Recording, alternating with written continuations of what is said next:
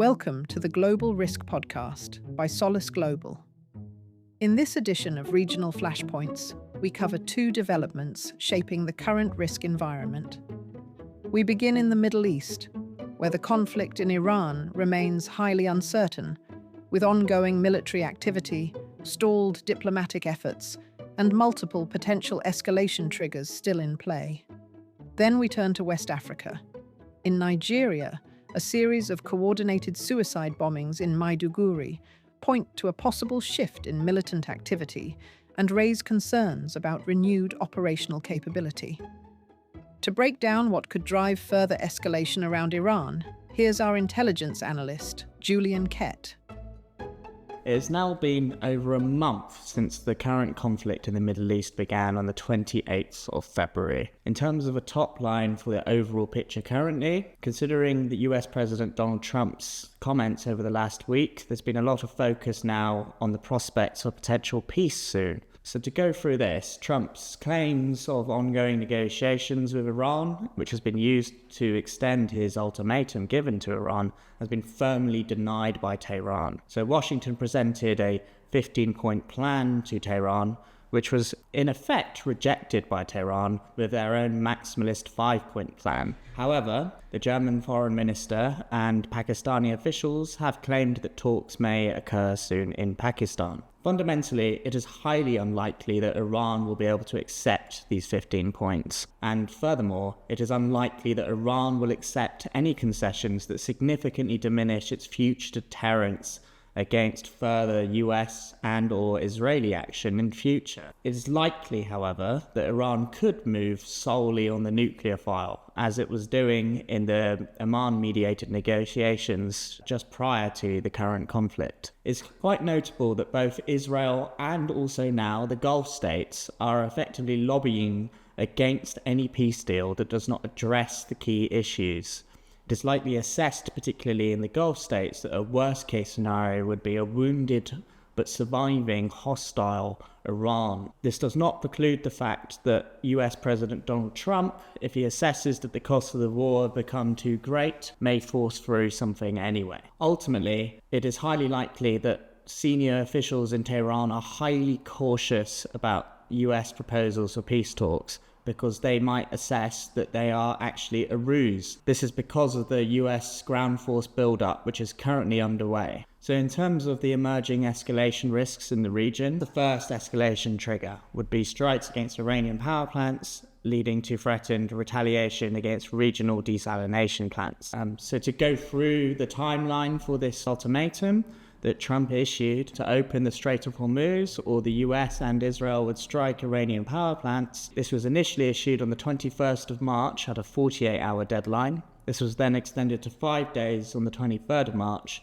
and 10 days on the 26th of March. The second trigger I'd like to highlight would be US and or Israeli strikes against senior Iranian figures. So for example, on the 16th to 17th March, the National Security Council Secretary Ali Larijani was assassinated by Israeli strikes, and this led to Iranian retaliation strikes, primarily against Israel in that instance. It's notable actually that the assassination of figures such as Larijani has likely solidified Islamic Revolutionary Guard Corps or IRGC control over Iran, overall decreasing chances for a peace deal. Third escalation trigger I'd like to highlight would be US and Israeli strikes against Iranian energy infrastructure. So for example, on the 18th of March, the Israeli strike against the South Pars gas field led to Iranian retaliation against oil and gas infrastructure in the Gulf states. For example, Qatar's Ras Laffan gas field. Then there are US and or Israeli strikes against Iranian banks, which previously led to Iranian retaliation strikes targeting economic and financial centers such as Dubai's financial center. Finally, and this is a crucial one at the moment, the US has deployed 2,200 Marines and 2,000 Army paratroopers to the region, with the Pentagon reportedly considering deploying another 10,000 troops. Now, this could be preparation for several potential ground operations, including the seizure of Iran's Karg Island, deep operations into Iran to access its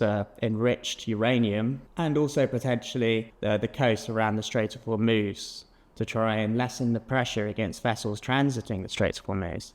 any such ground operation would almost certainly be met with Iranian retaliation. Excluding actions by the US and Israel, another key escalation trigger I'd like to highlight, which is particularly pertinent now, is the further involvement of the Houthis. So over the weekend, the Houthis entered the war with limited strikes targeting Israel. However, the Houthis do likely have, of course, capabilities to close the Bab al-Mandeb Strait with their campaigns against commercial vessels previously, having led to significantly reduced traffic through the Red Sea. Due to the closure of the Strait of Hormuz, economies across the world become increasingly reliant on the terminal at Yanbu on the Red Sea in Saudi Arabia. Now, a closure of the Bab al-Mandeb could close this route. Overall, the Houthis are likely less inclined to attack Saudi Arabia because they are seeking funds from Saudi Arabia in a peace deal, and also would risk reopening the Yemen civil war, with Saudi Arabia being the primary backer now of the anti-Houthi coalition ever since the defeat of the Southern Transition Council, which was backed by the UAE at the end of 2025.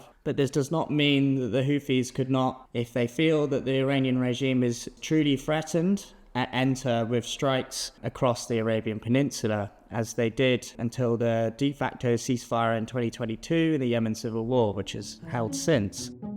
While uncertainty remains around how the situation involving Iran may develop, security concerns are also increasing in West Africa. Here's intelligence analyst Joshua George.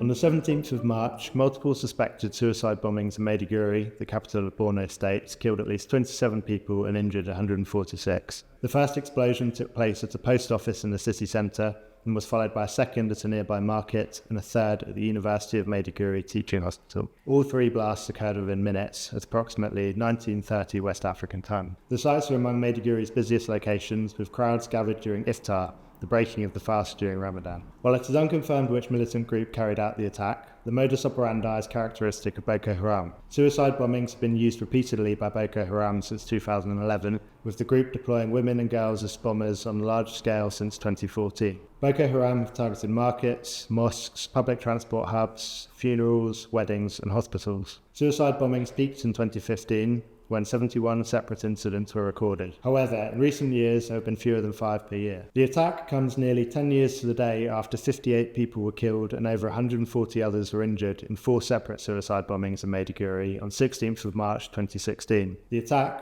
almost identical to this one, has generally been attributed to Boko Haram. It is highly likely that by replicating the attacks, Islamist militants aim to draw parallels with 2016, when Boko Haram was near its strongest. Conducting a near-identical attack almost certainly demonstrates that they still have the capacity to strike major urban centres, despite intensifying government operations and increasing collaboration with the US military. In doing so, government operations are almost certainly being portrayed as ineffective. Contrary to statements from the president, the suicide bombings come amid a general surge in jihadist attacks. The attack, despite a recent dwindling in suicide bombings, may also suggest that insurgent tactics have evolved to adapt to a recent increase in government counterinsurgency operations. The attack on a well-defended Maiduguri amid multiple assaults on Nigerian military bases and warnings of additional suicide bombings in the city suggests that further high-casualty attacks in Borno State are highly likely.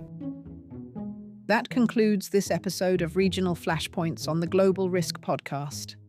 These updates form part of our Global Intelligence subscription, which includes weekly reports, in-depth briefings, and live Q&A sessions with our experts. To learn more, visit solisglobal.com. Thank you for listening.